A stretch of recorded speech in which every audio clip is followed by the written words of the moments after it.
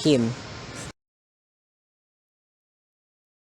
So hello guys, welcome back to my channel. So probably one of the most exciting electric cars for me is finally here. This is the 2024 Hongqi E-QM5. This is Hongqi's entry-level vehicle here in the Philippines. So I'd like to thank them and to Miss Ron for inviting me during the Hongqi Grand Launch last night actually. And yeah, there are new models here like the Hongqi H9 and the ever familiar EHS9 and the H5. So this caught my attention immediately. Besides being an electric vehicle itself, is the price point of this. I'll get to that later on in the video. So, what do we get here with this E-QM5? Well, the design is actually pretty striking for what this is. Yeah, I do agree with some, it does look like a fish, but I don't mind it. It looks different. Being Hongqi, the meaning of that means here, red banner. So yeah, there's a long strip over here. Comparing only with the H5, EHS9, and the H9, this EQM5 doesn't extend all the way here. And the ground clearance is as well among the lowest. This stands only at 115 millimeters. And being an electric car too,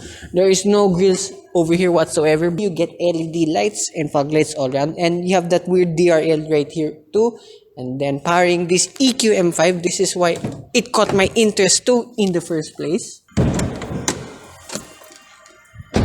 So too, this is the heaviest engine hood I've ever encountered in any sedan so far, but it goes to show Hongqi's build quality. Right. As well, the first Hongqi 2 that I've encountered that has no gas struts whatsoever, but it's fine given its price point. So this one is powered by a 53 kilowatt hour battery that produces 134 horsepower. As you can see here in the engine bay, yeah, there's a lot of space over here because this EQM5 is based on the Mazda GJ platform, which is basically the Mazda 6/Atenza. The range of this is 431 kilometers, which is pretty impressive too. So 0 to 60 kilometers per hour is done in 5.5 seconds. So probably more or less 7 to 8 seconds from 0 to 100 kilometers per hour. And top speed of this is 160 kilometers per hour. I can do that hopefully sometime, but not here around in BGC. So too, this is the new showroom here around in Asian Century building here at BGC. It's a very, very beautiful showroom. It's not yet finished, however, but hopefully soon we can have more models here in the showroom. So I will tour hopefully another vehicle here, which I've always wanted to do a review on. So here on the side profile of this EQM5, being based on the Mazda GJ platform, it is a very, very long car. This is its wheelbase too, which is probably more or less too like with the Mazda 6. And you get LED repeaters. And these are running on 18-inch wheels. And a brand I haven't seen in a long time, these are running on Batman tires too. And hilariously, on the left side, you have a charging port, a DC charging port. And then over here, being based on the Mazda GJ platform, there's a fuel filler cap here and it's blank. But I did ask some of the executives, why does this exist in the first place? Just in case they can put an AC port, it will be located here now too. So, but for now, it's just a blank. And I think you can hide a lot of stuff here if you want. So here now, at the rear of the EQM5, we have the E blue badge over here, and I love this design here with the taillights. They're as well all LED, and then your English Hongqi logo here at the left side. So I didn't expect this to like with the H5 because I know this were only for the Chinese market with this Chinese badges. At least good to know they kept this here for our market too. So open this boot up. So being an executive midsize sedan too, and look at the opening. This is pretty wide too. I mean, it's not that tall, but you can still fit a lot of stuff here. So total space here is at 433 liters, which is pretty respectable, I have to say. And underneath, there's no spare tire whatsoever, but I know you can have a tire repair kit for this. And then you have only a halogen light here on the left side. So what I noticed too, comparing with other markets, I don't think you can fold the rear seats whatsoever. So a little bit of a bummer. I think only, okay? You can just correct me in the comments down below.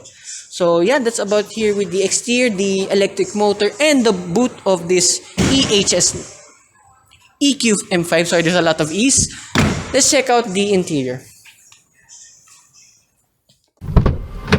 So this is the interior of the Hongqi E-QM5. So again, Adrian1011 is with me. So check out his POV driving impressions of this E-QM5 and walk around tours of some Hongqi models over here. So here at the door card, leather here and then plastic materials, leather soft pads too for your elbow. I don't mind it again because this is a budget Hongqi. And two, what we discovered, the door opening is one of the widest we've ever encountered in any sedan. So pretty impressive going in and out. So egress and egress is pretty good too. Yeah, although it's quite a reach though if you open the doors all the way forward. So here in the interior overall, okay, comparing with the higher models, you can see a little bit of the budgetness over here, but it still looks good nevertheless. So here on the left side of the dashboard, you have your boot release button, adjustments for the brightness of the digital cluster, and your power off button, which is where it's located here on the left side. And then there's an extra compartment just down below. That's how you turn off the vehicle. But hilariously, how to turn on the vehicle, as long as you have the key, simply press the brake pedal and it will all activate.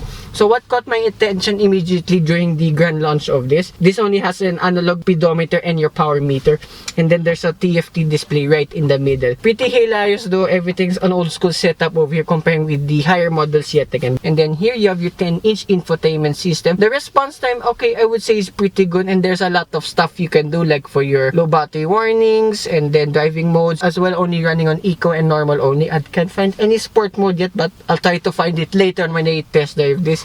So you notice with all of the shots here, there's no Apple CarPlay and Android Auto sadly, but there is Bluetooth mirroring. I don't see the need for it because you're gonna use this anyways. And there's a nice place to put it here in the dashboard. Like with the W5, I know this won't slide around. So anyways, below here in the infotainment system, you have 2 air conditioning vents and then cubby space here for your phone. And then here in the steering wheel, okay, it's leather, more on the durable side of things, but still nice to the touch. You have your Hongqi logo here in the middle. You have your DVR and phone connectivity buttons on the left side, and then your radio and then instrument cluster adjustments here too on the right side, along too with your infotainment buttons. Then the stocks here, yeah, pretty conventional. Your light controls are here on the left side, then wipers on the right. No telescopic weirdly for this E-QM5, but at least it tilts only. And then above here you have your sunglasses holder, halogen lights, leave that on.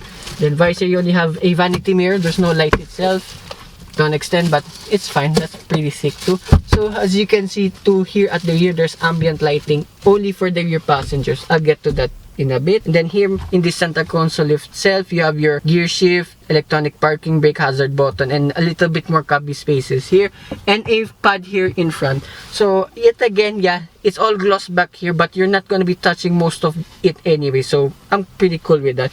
And then here in the middle, there's a very massive cubby space, and then you have 1 USB port and a 12-volt socket. And as you can hear, it's all plastic yet again, but here in the console itself, surrounding the gear shift, it's all leather, hard leather rather. And then here on the dashboard on top, okay, squeegee material, and I like this bronze swoopy lines here, design here for the trims. And first car I've encountered in a long time, there is no glove box here whatsoever, but yet again, as I showed you, it makes up for it with the large cubby space here. So there's no cup holders here in the middle, but they're present in either side of the door. But very weird that there's no cup holders here whatsoever. And then here, center console box, okay, pretty decent amount of space. I like there's felt materials too in it. And then seats here too, they're leather, kind of a bit on the sportier side of things, and there's a lot of bolstering for this surprisingly. And look, being the first Hongqi 2 I've ever encountered, height adjustment is manual along too with your forwards and backwards. Hilariously though, for your lumbar support here for the driver's seat, it's electronic adjustments, and then for adjusting this right front passenger seat, it's all electronic. Very weird here. So yeah, that's about it here in front of this E-QM5. Let's check out the rear seats where it's a little bit more interesting.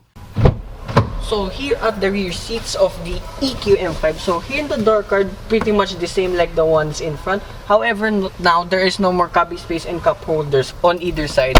And then here above, as you can see again, there's the ambient light again, and 2 halogen lights, and your microphone above here too. And what intrigued me the most with this E-QM5 last night during the grand launch is the space here. This is, yes, an executive mid-size sedan, but look, I can stretch my legs all the way forward without my feet almost hitting the front seats itself. So this is among one of the most spacious sedans I've ever sat in. And then headroom too, okay, just enough here. Remember, it has a little bit of a sloping roof design, but I'm willing to forgive it because this is a sedan anyways. So in the middle, you have 2 air conditioning vents, 2 USB ports, 12-volt socket, along too with map pockets. And then if I sit here in the middle, there's the very small transmission tunnel only, but you can put your feet wherever you want, so it's cool. And the seats here too are very, very soft. Yeah, I understand now why all of the Hongqi executives say it's best to be driven in this E-QM5. Let's find out that in a bit though. And then here, party piece 2 with this mosquito. Get out. So, party piece 2 with this E-QM5 is the center console.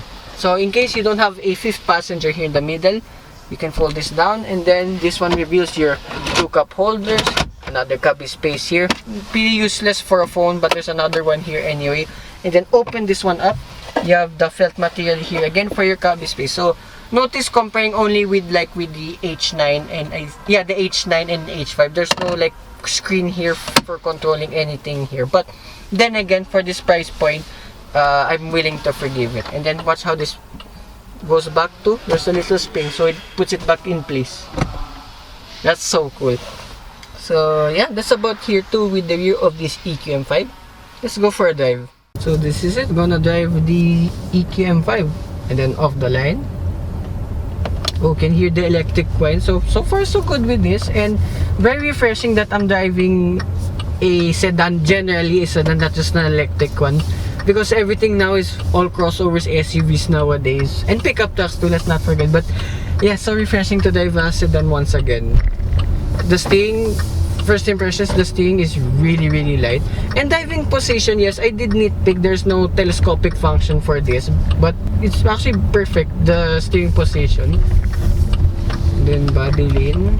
Okay, so far so good. The suspension, okay, a little bit bouncy, a little bit stiff, but still not an uncomfortable experience. What I can say though, this is a comfortable experience driving wise overall. I mean, over manholes, yeah. Even though you have a little bit of a stiff suspension to accommodate all the batteries. We just started 69% battery and 282 kilometers of range left. So let's see how the range fares after how I drive this. And then visibility all around, of course, being a long sedan this time. Okay, yeah, the CPU is a little bit big, but I'm used to driving sedans anyway. They're pretty good overall. And then actually only having a 53 kilowatt hour battery and 134 horsepower. This one seems a little bit tame, more tamer than some of the electric cars I've driven on my channel. I mean, pretty good too. So you can just literally chill here and yeah, just relax. Even though yes, a lot of the Hongqi executives say it's best to be driven in this, but as a driver myself, yeah, it's pretty good too. So we were just in eco mode, and remember all of the driving modes are here in the infotainment system. So like all electric cars, this has the region braking, but it's so hilarious. There's an F1 reference over here. It says here curse strength, so you have comfort, medium, and high, and a low battery warning too. So I'll just put it at 15%. And this time let's do the driving mode to standard. So we were just starting in eco mode and driving now in standard mode. Okay, I can notice immediately it's putting its power a little bit more now. I mean, like I'm just not mashing the throttle yet. It puts its power down pretty good too. That's a common characteristic with all electric cars. You have torque immediately, which is cool, and a little bit refreshing too, as I just realized too, this is my first ever Hongqi test drive ever. Yeah, this have analog cluster for your power meter and your speedometer. I don't mind it whatsoever because you all know me. I came from a very old school car. And what else to talk about here? So when I'm driving this too, with the brake regen on, I noticed the brakes too doesn't vary. So it's just one constant stiff feeling, but at least it doesn't get mushy like some electric and hybrid vehicles, I must say. And then auto hold function. Okay, slight jerky only, but anyway, it's fine. And then here now standard mode, and look for an open road, which is here. Alright, 134 horsepower on the top end. Remember, this is a little bit of a heavy car. And then ooh, wow, okay. Compared with some of the EVs I've driven on my channel, okay, the acceleration is quick and peppy, well, brisk, I have to say, but it's not as violent as, for example, only like with some of the BMW electric vehicles I've driven. And yeah, this is the first actually electric car that I've driven with only 130 horsepower. And yeah, comparing with the Leaf 2, yeah, it's not as violent, but driving this overall is pretty good, I have to say. And then here, U-turn test. Of course, I know this is a long sedan, but being a sedan, this will be very easy to maneuver. And yeah, just driving here around in BGC, yeah, pretty good. Oh dear. Wait, actually the turning circles is a little bit long. Oh yeah, too, reverse camera, it's present here. Yeah, I gotta be honest, that's one of my big nitpicks. So I wish this reverse camera quality was better, because I know Hongqi really high up there, but yet again, given the price point of this, I'm willing to forgive it. As well, driving this a little bit more, so remember, just from eco and then standard, those are your only driving modes. I don't see any difference in the steering feel whatsoever. Yes, the steering feel is very light, but there's still some heft to it. This will be a very easy car to drive. And let's put you back to standard.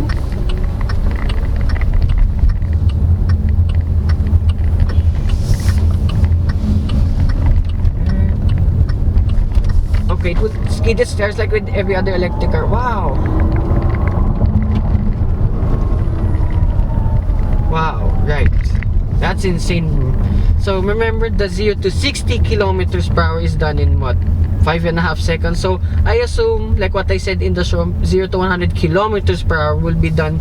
I think this can do around in the 7 seconds territory, which is actually pretty good. Remember, given only this has only 134 horsepower. Yeah, this is why I love this E-QM5. This is a very, very good car overall too. So remember the range now, so you just drop 1% and now 278 kilometers left. I don't think that's bad overall. And the overall kilometer reading here for the battery, 18.5 kilowatt hours per 100 kilometers. That's around like what, 6 kilowatt hours per kilometer, sorry, not per liter, per kilometer.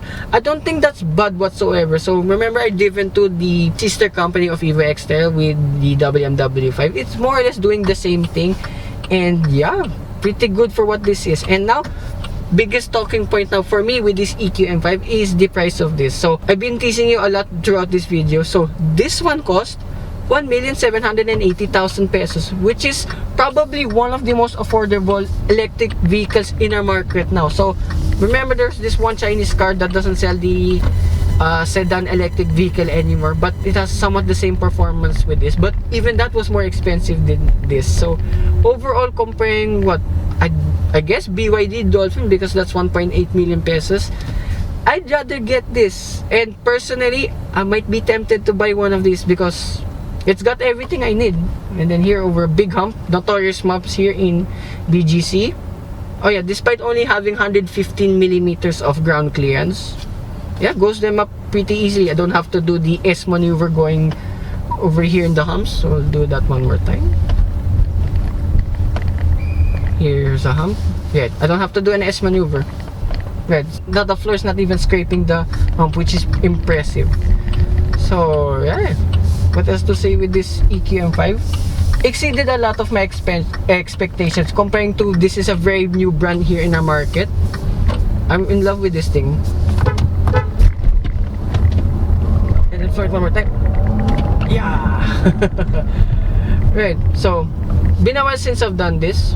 Let's check out the rear seats and what it's like being driven in this E-QM5.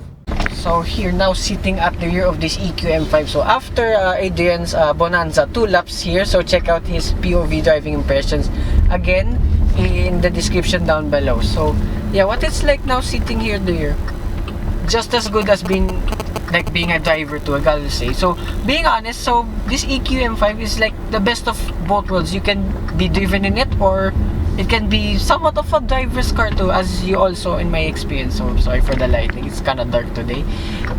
Yeah, what else to talk about here? It's very comfortable. This E-QM5, as I said earlier, this is one of the most comfortable experiences I've ever had in a sedan so far. So one more detail I missed here in the rear, you have coat hangers on either side of the B pillar. And then going over humps and bumps, being here now as a passenger at the rear, yeah, it's so good. I can literally fall asleep in here because the NVH2 is really good. So imagine in the higher models like with the H10 and H5. So I can't wait to try those out soon. So yeah, that concludes my review of this all-new E-QM5. So I'd like to thank everyone here at Hongqi Philippines and with their new showroom here at BGC. So I'll just put the address in the description down below. Along to thank you to Sir JP, who as well handles WM Motors. He was part of my vlogs too back in the day. So hope you guys like and subscribe, and I will see you with more Hongqi reviews coming right up. Bye bye.